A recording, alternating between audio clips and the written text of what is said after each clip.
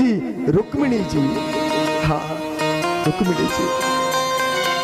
और मेरी माता हो न थोड़ी थोड़ी बीच में से रास्ता बना दें तो बड़ी कृपा होगी आपकी, क्योंकि आने जाने में थोड़ी परेशानी आती है। हाँ तो कहा जाता है ना, कर्म ऐसा करना चाहिए कि गोविंद की कृपा हो जाए।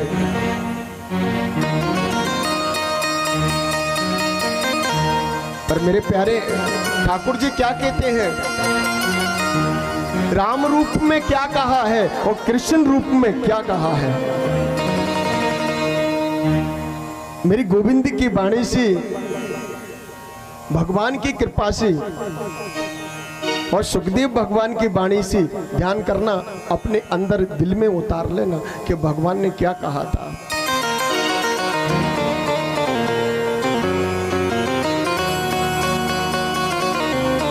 राम जी कहते हैं कि जो मैं करता हूं वो करना।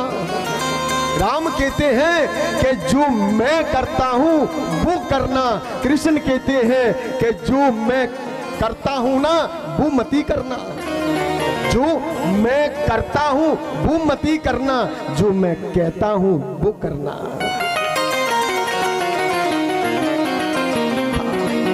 जो मैं कहता हूं वो करना, क्योंकि जो मैं करता हूं वो करोगे ना तो संसार बिगड़ जाएगा। क्योंकि मैंने संसार को बिगाड़ा नहीं है, मैंने तो गिरे हुए को उठा करके नहीं हृदय से लगाया है, पार किया है।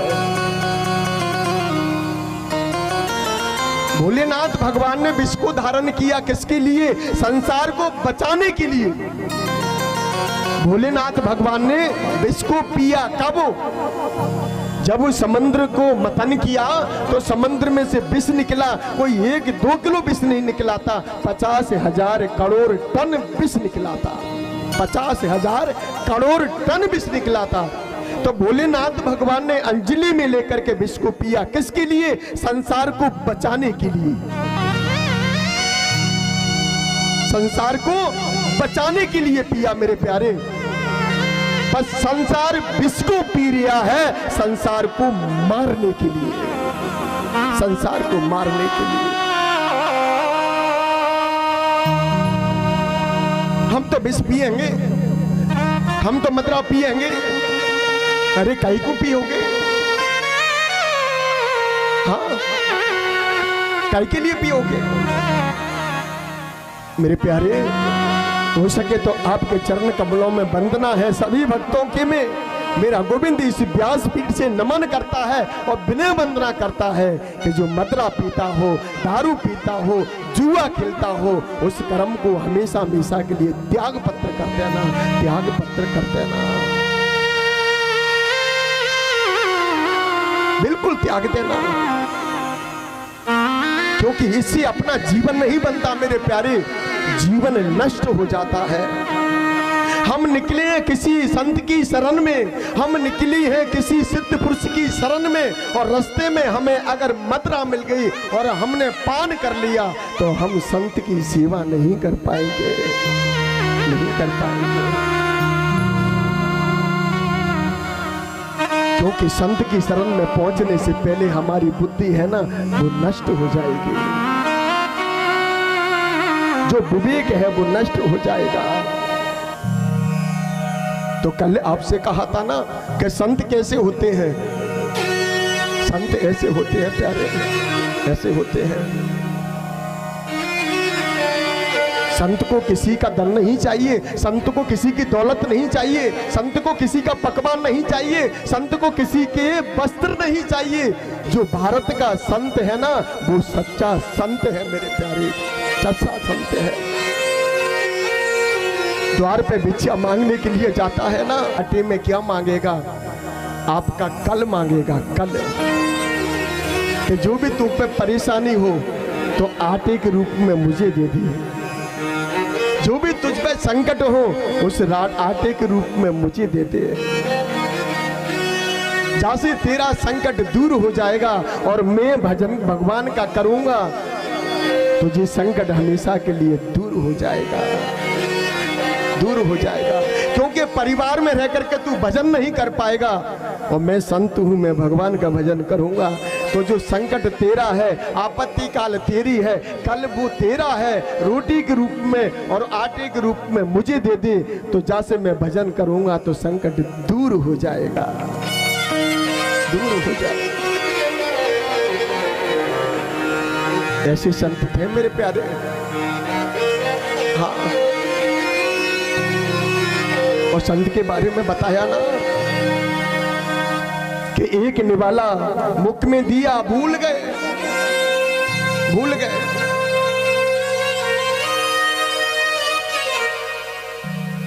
और भगवान का नाम भूला ना, भोग नहीं लगाया।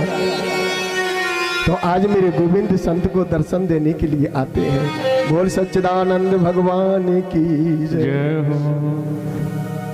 आज ग्वाल बनकर के नहीं और दर्शन देने के लिए आए और कहा, बाबा आपने भोजन नहीं पाया, जल्दी से भोग लगाओ ना।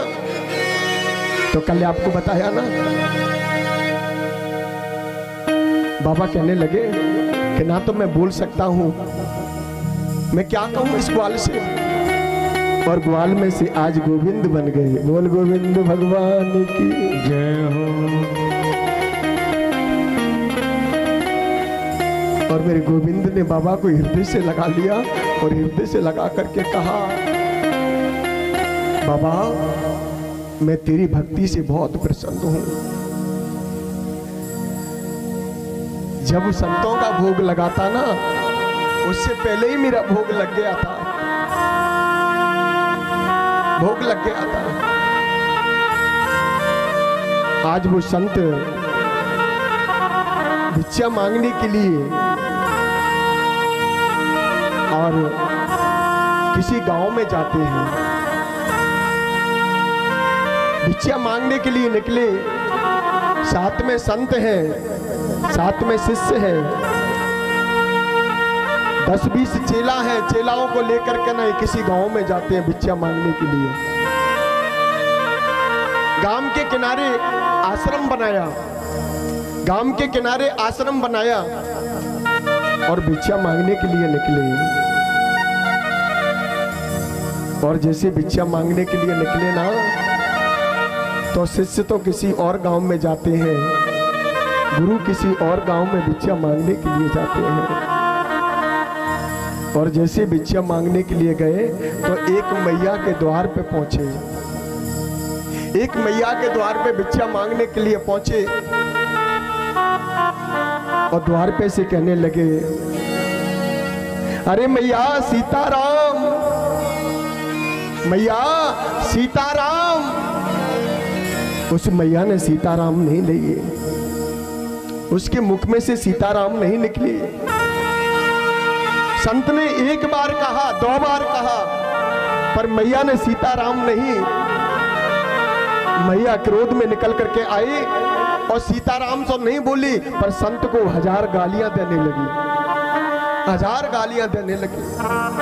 न जाने सुबह सुबह कहां से आ जाते हैं, पर सीताराम नहीं निकले।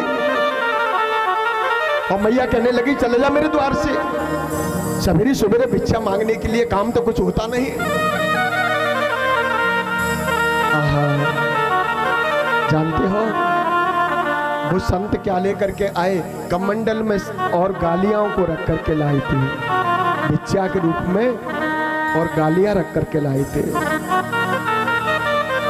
एक दिन निकल गया, 2 दिन निकल गए, नित रोज का काम हो गया।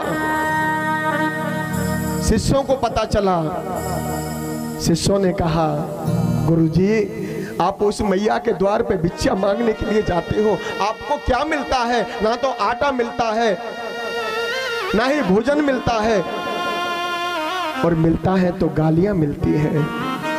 वो मैया आपसे गालियां देती है, गालियों के सिवा कुछ नहीं मिलता। आप क्यों जाते हो द्वार पे? इसमें आपकी बेइज्जती होती है, और आपकी बेइज्जती होती है ना, तो हमारी भी बेइज्जती होती है। आप मत ही जाया करो। क्यों जाते हो उस मैया के द्वार पे? जब मैया आपको गालियां देती है, तो क्या आपको क्रोध नहीं आता? आपको दुख नहीं होता? संत ने क्या कहा पता है अपने शिष्यों से? मुझे ऐसा लगता है कि आप मेरे शिष्य नहीं हो। संत ने कहा कि आप मेरे शिष्य नहीं हो, मेरे चेलवा नहीं हो। अरे पगले हो, संसार हमको क्या दे सकता है? आटा दे सकता है, रोटी दे सकता है, भोजन दे सकता है, कोई गालियां दे सकता है, पर वो मैया मुझे वो देती है जो संसार नहीं दे सकता। संसार नहीं दे सकता। आज चेलाओं ने कहा गुरु,